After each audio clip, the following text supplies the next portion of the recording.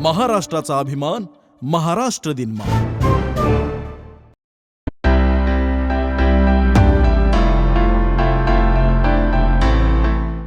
ते अजितदादा भावुक पण होते, भावनिक होते, परंतु ते स्वतंत्र विचाराने इम्प्लिमेंट करणारे होते आणि एखादा शब्द दिला की थाडकन निर्णय घेणारे होते आणि काम करताना वेळ काळ न बघता आणि एकदा शब्द दिला तर तो करायचाच, काही किंमत मोजून करायचा, ही त्यांची एक वृत्ती होती. काम करण्याची हात होती. तोंडावर चिडणार, तोंडावर रागवणार, तोंडावर हो तर हो, नाही तर नाही.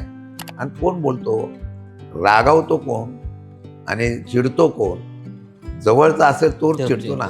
ते बाकीच्यांना असं कधी बोलत नव्हते आणि अरे तुरे वगैरे बोलून बोलायचं की आपलेपणा ती जवळची असलेल्या माणसांशी बोलायचं.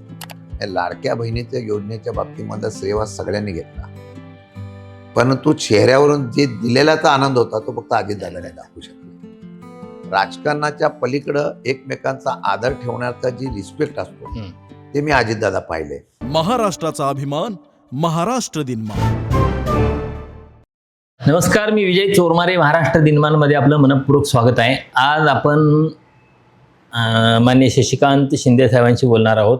राष्ट्रवादी काँग्रेस शरदचंद्र पवार पक्षाचे प्रदेशाध्यक्ष असलेले शशिकांत शिंदे हे पक्षाच्या स्थापनेपासून पक्षासोबत आहेत. सुरुवातीपासून शरद पवार यांचे निष्ठावंत म्हणून ओळखले जातात आणि अजितदादा पवार यांच्यासोबतही त्यांनी दीर्घकाळ सहकारी म्हणून काम केलेलं आहे. त्यांच्या नेतृत्वाखाली पक्षवाढीसाठी काम केलेलं आहे, वेगवेगळ्या पातळ्यांच्यावर काम केलेलं आहे. तर आज आपण त्यांच्यामार्फत अजितदादांच्या आठवणींना उजाळा देणार आहोत. नमस्कार. नमस्ते. शिंदेसाहेब, आज आपण फक्त अजितदादा या विषयावर बोलणार आहोत.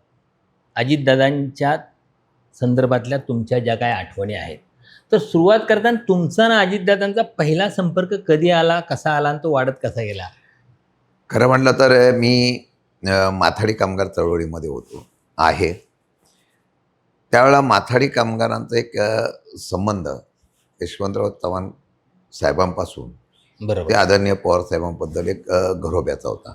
कैलासवासी आमदार अण्णासाहेब पाटील असतील, शिवराव पाटील साहेब असतील, त्यांच्याबरोबर यामध्ये माथाडी चळवळ ही साहेबांपर्यंत निश्चितपणाने त्यांच्या पाठीमागे. आणि त्याच चळवळीमध्ये शिवराव पाटलांच्या बरोबर मी आलो आणि शिवाजीरावांच्या बरोबर तुम्ही आला? हां, त्यांच्यावर चळवळीत आलो आणि मग प्रत्येक जयंतीला पुण्यतिथीला पवारसाहेब वगैरे यायचे आणि मग पक्षाच्या माध्यमातून प्रवेश, पहिल्या वेगळ्या संघटनेत होतो पण पक्षाच्या माध्यमातून पवारसाहेबांकडे एक अट्रॅक्शन झालं आणि कामाला सुरुवात केली. त्यावेळेपासून शरद पवार साहेबांचा माझा जवळचा संबंध आला. नाही, साल किती असेल साधारण? हां, आणि 1999 साली ज्यावेळेला तिकीट वाटपाच्या बाबतीत मला निर्णय होता, पक्ष फुटला आणि पक्ष फुटला त्यावेळेला अजितदादांच्या अगोदर माझे संबंध होते. म्हणजे कामगारांच्या प्रश्नासंदर्भातून दादांकडे जायचं. अजितदादा आले की लगेच माथाडी कामगार आले की आपलेपणाने घरगुती संबंधातून अगदी त्या पक्षाकडे आणि प्रश्नाकडे लक्ष द्यायचे, ते पवारसाहेब द्यायचे. तसं त्यांनी पण दिलेलं होतं. आणि 99ला ज्यावेळेला जास्त जवळीक कधी आली की 99ला पक्ष फुटल्यानंतर ती तयारी करायची झाली आणि मग शिवाजी पार्कमध्ये आम्ही माथाडींचं फार मोठी शक्ती प्रदर्शन केलं. बरोबर.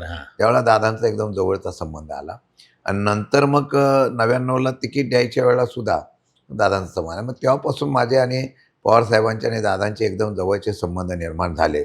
आणि 99ला सातारा जिल्हा म्हटल्यानंतर दोन्ही पवारांचा त्यांचा तिथं फार मोठा जीव, आत्मा, आणि त्या जिल्ह्याने सुद्धा त्यांच्यावर प्रेम तेवढंच केलेलं होतं. आणि तशा या सातारा जिल्ह्यामधून संधी भेटल्यानंतर मी आमदार झाल्यानंतर अधिक जावळीमध्ये पहिली तुमची उमेदवारी जावळीमधली होती? जावळीमधून त्यावेळेला. तेव्हा मग तेव्हापासून संबंध आला. सातारा जिल्ह्यातल्या मला वाटतं एक कराड दक्षिण सोडली तर सगळ्या आपल्याकडे आल्या. खासदार पण सगळे आलेले, आमदार पण सगळ्या जागा जिंकलेल्या होत्या. विक्रम झाला होता तो. होय. तर मग हे संबंध पुढे अजितदादांशी कसे कसे वाढत गेले? म्हणजे पवार साहेबांची तर होतेच, मग माझी लॉयल्टी आहे पहिल्यापासून ही पवार घरात आणि पवारसाहेब केंद्रात, अजितदादा राज्यात.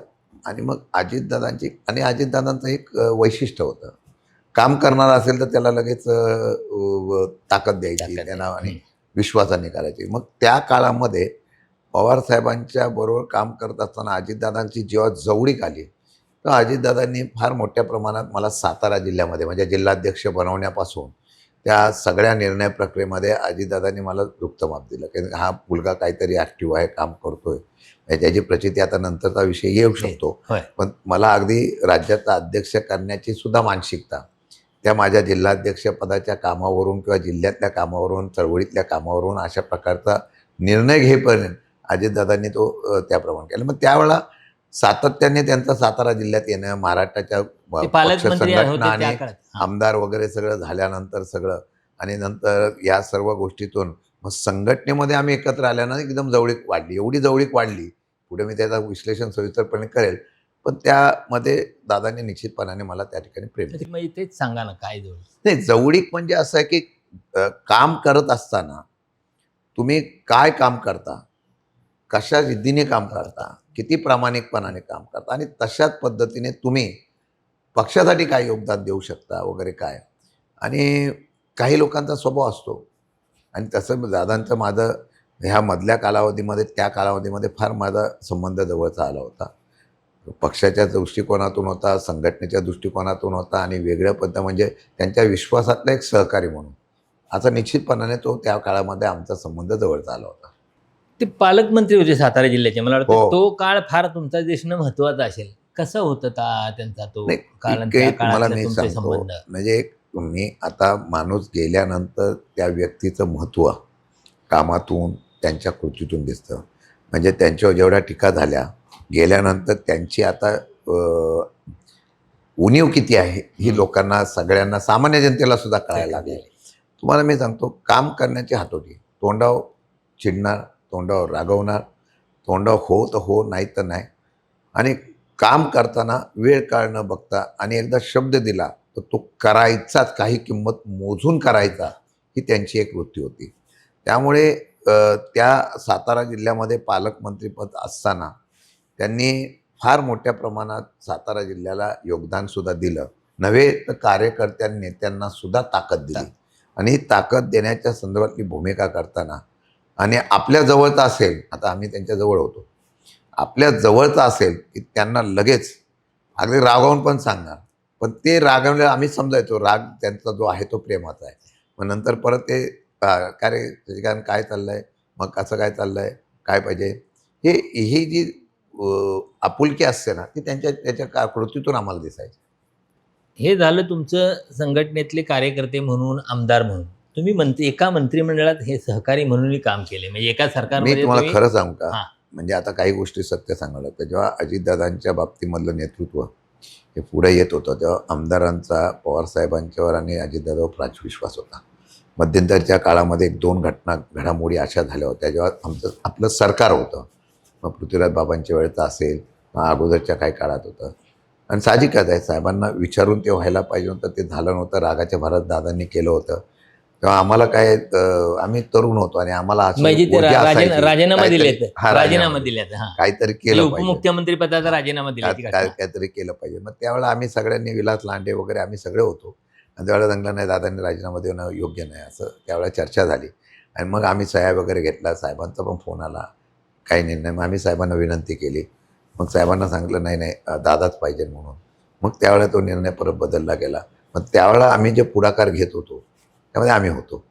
म्हणजे दादा असावे अशी आमची प्रामाणिक, म्हणजे मी तुम्हाला सांगतो तो काळ जर बघितला, तो वेळ जर बघितली तेव्हा मला वाटतं का फार मोठ्या प्रमाणामध्ये खूप त्यामध्ये- अडचणीचा असा संघर्षाचा पक्षासाठी, दादांसाठी असा तो अडचणीचा आणि सगळ्यांसमोर अचानक राजीनामा हा म्हणजे संभ्रमात टाकणाराही होता सगळ्यांना. आणि त्यांच्या स्वभावानुसार त्यांनी केला. खरं साहेबांची चर्चा झाली असती वगैरे, परंतु त्यावेळेला दादांच्या असलेल्या त्या भूमिकेतून मग आम्ही आमदारांचं पाठबळ उभं करायला, आता त्याला बरेच जण साक्षीदार आहेत, मी त्यांची काय नावं घेणार नाही, हां. पण मला वाटतं त्यांच्या घरातले सुद्धा साक्षीदार होते. त्यावेळेला आम्हाला बोलून घेतलं, अरे तुम्ही, त्यांना विश्वासातली 2-3 माणसं वाटत होती की त्यावेळेला कोण पुढाकार घेतील, ते 1-2 लोक घेतील. त्यामध्ये आम्हाला सांगितलं, आम्ही पुढाकार घेतला, त्याची किंमतसुद्धा मी मोजली. म्हणजे मंत्रिमंडळामध्ये संधी मिळावी म्हणून अजितदादांनी माझं नाव 3ऱ्या टर्मला दिलं होतं. हां, 11 वाजेपर्यंत नाव होतं असं मला कळलं. मी कधी मागायला गेलो नाही. म्हणजे साहेबांकडे आजही मी आजही सांगतो साहेबांच्याकडं सुद्धा मी फार मला मिळालं पाहिजे वगैरे अशा अपेक्षेने कधी गेलो नव्हतो. मला जे दिलं ते पक्षाने आणि साहेबांनी दिलं, म्हणजे न मागता दिलं.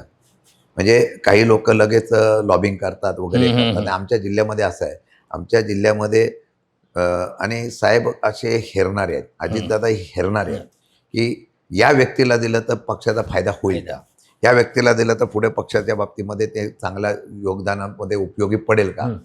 पण आमच्या जिल्ह्यामधलं राजकारण असं होतं की दुसरा कोण वाढला तो वाढवून द्यायचा नाही. आणि आमच्याकडे गर्दी एवढी होती त्यामुळे त्याचा मला तोटा पण झाला. त्यामध्ये स्थानिक पातळीवरचं राजकारणामध्ये परत हे फटका बसला. नाही तर तिसऱ्या वेळेला मला जेव्हा मंत्रिपदाचं घ्यायचं होतं, माझं नाव रद्द झालं, अजितदादांना दुःख झालं.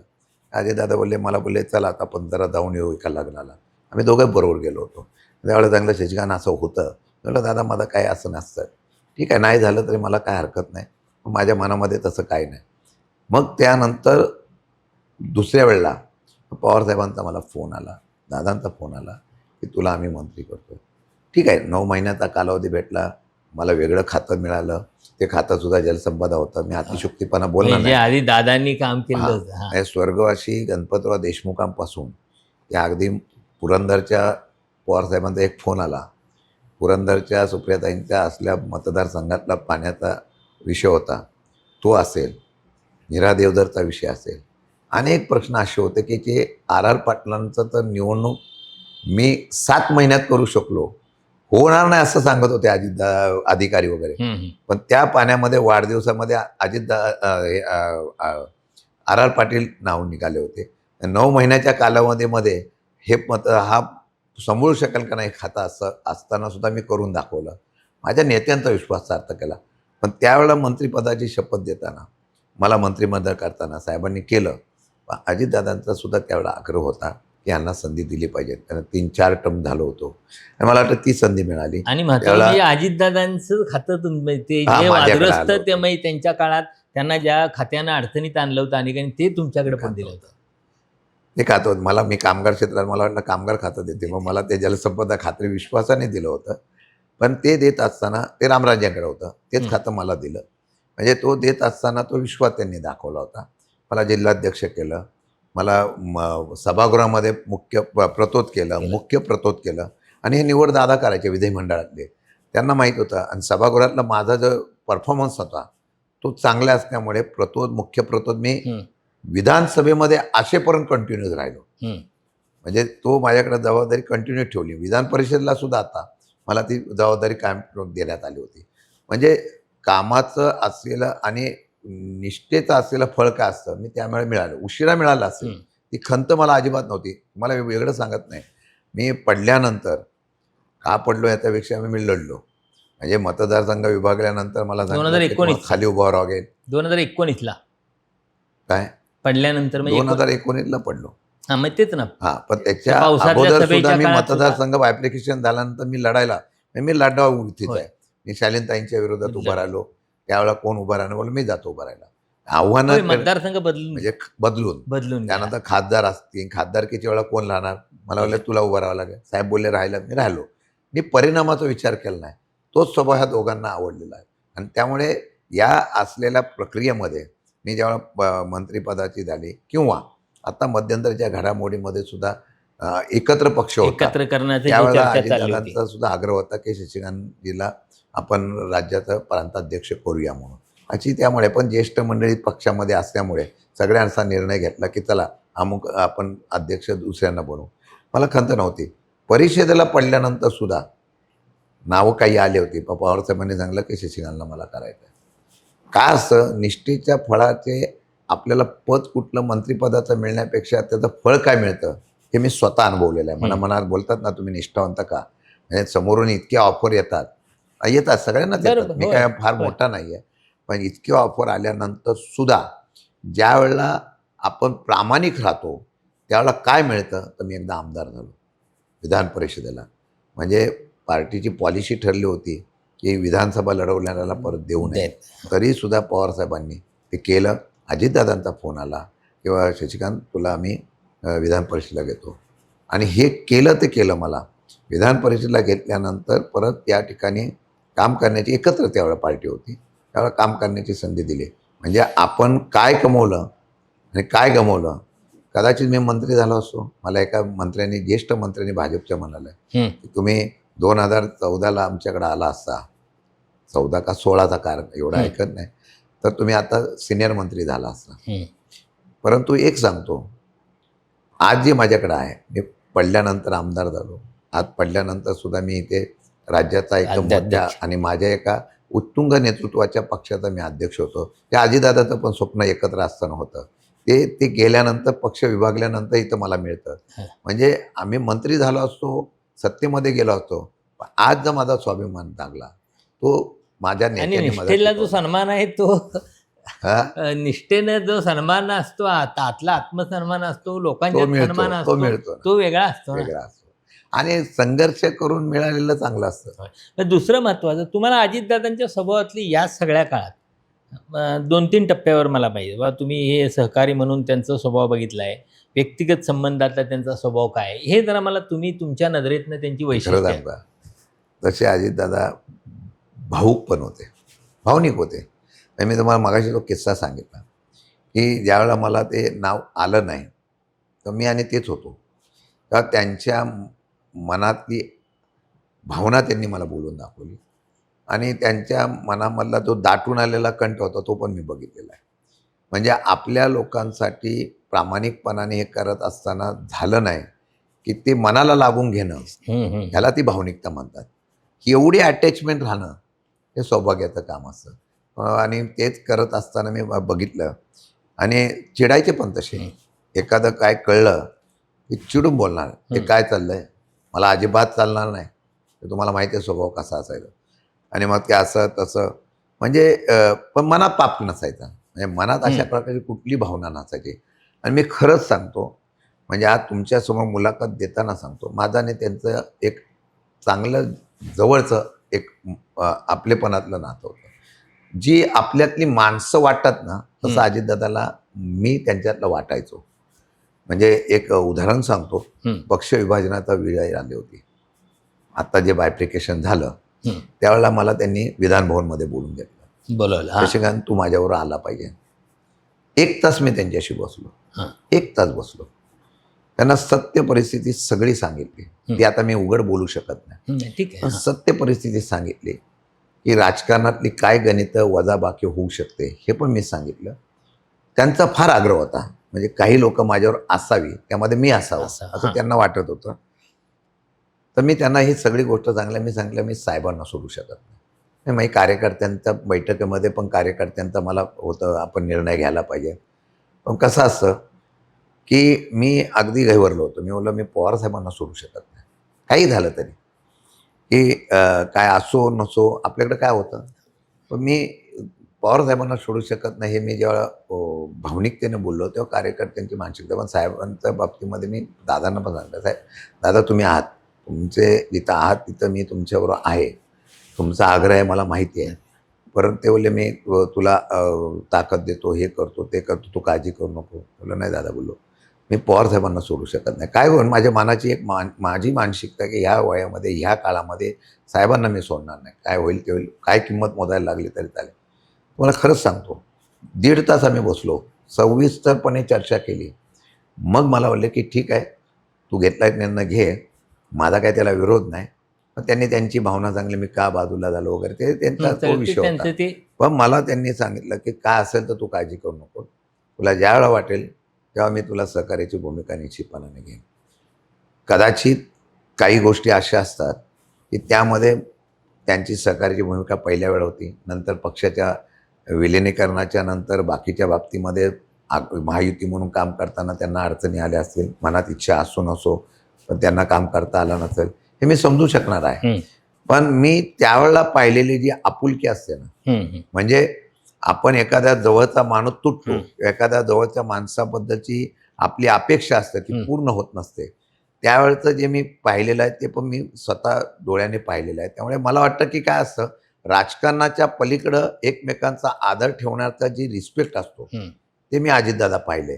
आणि त्याच्याबद्दल, आणि ते कोणाशी बोलायचे, समोरच्याला बोलायचं असेल ना, तो मोठा व्यक्ती असेल तर त्याला बोलणार नाही, त्या आमच्यासारख्याला बोलायचे.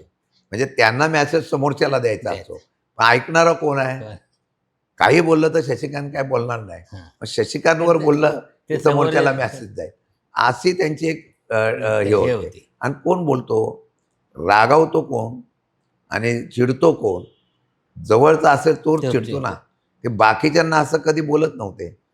आणि आरे तुरे वगैरे बोलायचं, की आपलेपणा ती जवळची असलेल्या माणसांशी बोलायचे. हे आपल्याला दिसून येतं ना रोजच्या वागण्यातून, रोजच्या काय रे काय चाललंय शशिकांत, कशाला आलाय, काय काम आहे, ही जी इच्छा आहे ती आपुलकीची होती. हे असं नातं असतं, हे राजकारण होत असतं. पण या राजकारणाच्या व्यतिरिक्त जी काय आपलेपणा निर्माण होतो ते राजकारण विभागली तरी तुटत नसतो. तर दादा गेल्यानंतर राष्ट्रवादी काँग्रेसचं काय नुकसान झालं आणि महाराष्ट्राचं काय नुकसान झालं असं तुम्हाला वाटतं? मी तुम्हाला खरं सांगू का, हं. की सध्याच्या राजकारणात दादा कधीच गेले नसते मला जे वाटतं. आणि ते गेले असते तर आता त्यांनी परत पक्ष एकत्र करण्याचा प्रयत्न केला नसता. सध्याच्या राजकारणामध्ये काय चाललेलं आहे, लोकांसाठी काम करणं म्हणजे पवारसाहेब, यशवंतराव चव्हाण, वसंतदादा वगैरे ही सगळी अशी माणसं होती की जी लोकांसाठी, मी काँग्रेसचं समर्थन करतो असं नाही, हं. पण लोकांसाठी काम करण्यासाठी प्रयोजन करायचे. त्यांना तळमळ होती, कायदे त्याच्यासाठी बनवायचे, काही निर्णय त्याच्यासाठी व्हायचे. तेव्हा आत्ताच्या राजकारणामध्ये गेल्या 10 वर्षामध्ये इतका फरक झालेला आहे की आता राजकारण कॉर्पोरेट झाल्याने फाट झालेलं आहे. हं. सामाजिक विचाराच्या आणि सामाजिक न्यायाच्या आणि भावनेतून आता राहिलेलंच नाही. हं. हा एक फरक आहे. त्या फरकामध्ये अजितदादांनी ज्या वेळेला पक्षाच्या बाबतीमधली भूमिका घेतली, ठीक आहे, पवारसाहेबांवर नाराज, पक्षाच्या धोरणावर नाराज, आम्ही सत्तेत गेलो पाहिजे अशी नाराज नाही. मग अजितदादांनी मुख्यमंत्री पदाला सुद्धा पवारसाहेबांना नाही म्हटल्यानंतर कुठं हे केलं, सत्तेची हवा असती, अजितदादा मागच्या वेळेलाच काहीतरी तडजोड करून गेले असते. परंतु त्यांना नव्हते, पवारसाहेबांवर आदर होता. मी तुम्हाला आधी मलाही माहिती आहे, मी त्या संदर्भात अनेकदा बोललो. ज्यावेळेला शेवटची आमची बैठक झाली, ते आम्ही फोटो आपला गेला, दादा अक्षरशः पवारसाहेबांकडे बघत नव्हते. बाहेरून बोलले श्रीकांतजी, आदल्या दिवसापर्यंत म्हणजे जायच्या अगोदर पण आदल्या रात्री पण निवडणुकीच्या मतदानात मला फोन आले होते. पण जेव्हा बाहेर आले बोले काही करून मला पवारसाहेबांच्या उपस्थितीमध्ये पक्ष एक करायचा आहे. त्यात 2 अर्थ होते. एक, आपण विभागलोय ते सल त्यांच्या मनामध्ये होतं. दुसरा, सध्याच्या राजकीय पक्ष याच्यामध्ये वातावरणामध्ये आपला नुसता वापर होऊन कदाचित आपलं पुढं काय हो याच्या संदर्भातली सल असू शकते. शेवटी नेता कार्यकर्त्यांच्या जीवावर उभा राहतो. बरोबर. आणि आजही अजितदादांचा पक्ष किंवा अजितदादांचा ज्यावेळेला हे होतं तो त्यांच्या कार्यामुळेच उभा राहिला आहे. पवारसाहेबांनी जसा पक्ष संघटनेमध्ये कार्यकर्त्यांना, नेत्यांना ताकद दिली तशा अजितदादा देत होते. पण ते मी तुम्हाला सांगताना मुद्दाम सांगतो की ज्यावेळेला पक्ष विभागणी झाली, दादा मनापासून गेले असं मला आजही वाटत नाही. ते सध्याच्या असलेल्या प्रक्रियेतून गेले. ही प्रक्रिया काय, ही कालपर्यंत पश्चिम बंगालमध्ये सुद्धा आम्ही बघितलेली आहे. ती प्रक्रिया काय, ही काल उभाटा असलेल्या शिवसेनेच्या विभाजनामध्ये बघितलेली आहे. झोडा तोडा फोडा, हा हुक अँड कुकची जी रणनीती सध्या देशात आहे भयंकर आहे. आणि या सर्व गोष्टीचा विचार करून आपले सहकारी, आपला पक्ष, आपल्याला मानणारे लोक अडचणी येऊ नये म्हणून घेतलेली तात्पुरती ती तडजोड होती. मी तात्पुरती एवढ्यासाठी म्हणतो की मगाशी परत मी सांगतो, भावनिकता लपत नसते. दादांनी आपल्या सगळ्या कारकिर्दीमध्ये या सर्व गोष्टीचा विचार करत असताना साहेबांचं मन कधी दुखवायचा प्रयत्न केला नसेल. पण ज्यावेळेला हे झालं तर साहेब दुखावले गेले. हे दुखावलेल्या त्यांच्या सल मनामध्ये होती. त्यामुळे ते परत येण्यासाठी नाही, अजून सांगतो त्यात काय असं, काम करण्याची एक पिंड वेगळा असतो. एखाद्या माणसाला स्वतंत्रपणाने काम करण्याची सवय असते. मी काहीतरी समाजासाठी, मी काहीतरी लोकांसाठी केलं पाहिजे ही भावना असते. लाडक्या बहिणीच्या योजनेच्या बाबतीमधला श्रेय सगळ्यांनी घेतला, परंतु चेहऱ्यावरून जे दिलेल्याचा आनंद होता तो फक्त अजितदादाने दाखवू शकले. लक्षात घ्या. म्हणजे मी जे ऑब्झर्वेशन करतो ते, आणि हे करताना मी काहीतरी केलंय ही भावना, सेवा तर कोणी घेतो. ती भावना लागते. म्हणजे आत्ताच्या अर्थसंकल्पामध्ये एवढं सांभाळून नेऊन काम करायचं आणि मोकळेपणाने काम करण्याची स्वतंत्रता नव्हती. आणि हा अजितदादांचा पिंड असू शकत नाही असं मी मानणार आहे. म्हणजे आमचं आघाडीचं सरकार असताना मग त्यांना पटलं नाही म्हणून तर राजीनामा दिला पृथ्वीराज बाबांच्या बरोबर येताना. परंतु ते स्वतंत्र विचाराने इम्प्लिमेंट करणारे होते आणि एखादा शब्द दिला की थाडकन निर्णय घेणारे होते. एवढ्या वर्ष त्यांनी महाराष्ट्राची धुरा सांभाळली. ती सांभाळत असताना काम करण्याची मोकळेपणाची पद्धत त्यांना इथं होत नव्हती असे मला वाटतं. की निर्णय प्रक्रिया घेताना पूर्वी पवारसाहेबांना न विचारता सुद्धा ते निर्णय घेऊ शकत होते. आता निर्णय घेताना किती लोकांचा निर्णय घ्यायचा आणि सांभाळायचा आणि मग ती जी अडचण होती ती त्यांच्या मनात होती आणि नंतर दुसऱ्या मनामध्ये असं ते वाटायला लागलं. एकत्रित असताना वर्धापन दिनाच्या कार्यक्रमात ती त्यांनी बोलूनच दाखवलं ती जाहीर. आणि तुम्ही बोललो नाही का त्यांचा परखड स्वभावाला त्यांना ते त्यांच्या त्या वागण्यामध्ये त्यांच्या स्वभावानुसार त्यांना पटत नसेल नाईलाज होतो. हा राग कुठे बोलून शकतो. एकनाथ शिंदे राग वेगळा दाखवून कुठेतरी 2 दिवस अलिप्त राहतात पण हे माणूस राहू शकत नाही. आणि दुसरी गोष्ट अशी आहे, सर्वात महत्त्वाची गोष्ट होती की त्यांना भविष्यकाळ दिसत होता. अजितदादांनी सकाळी 7 पवारसाहेबांसारखं सकाळी 7 पासून 10-11 वाजे 12 वाजेपर्यंत काम करायचं.